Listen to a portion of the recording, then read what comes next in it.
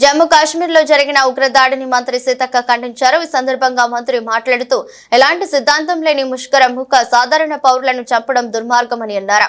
ప్రజల ప్రాణాలను బలిగొనాలని ఏ మతము చెప్పదని ఉగ్రదాడికి దిగిన దుర్మార్గులను కఠినంగా శిక్షించాలని డిమాండ్ చేశారు. ఉగ్రదాడిలో తమ ఆత్మీయుల ప్రాణాలు కోల్పోయిన కుటుంబాలకు ప్రగాఢ సానుభూతి తెలిపారు. మరణించిన వారి ఆత్మకు శాంతి చేకూరాలని ప్రార్థిస్తున్నానన్నారు.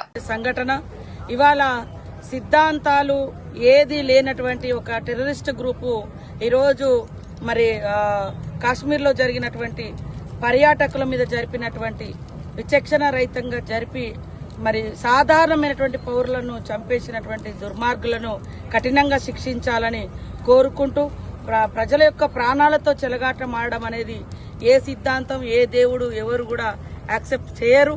కాబట్టి ఈరోజు సిద్ధాంతాలు విధి విధానాలు ఒక పౌర సమాజం పట్ల కనీసం ఒక మానవత్వం లేనటువంటి వాళ్ళు ఏ డిమాండ్లకు కూడా వాళ్ళు సరైనటువంటి వ్యక్తులు కాదు.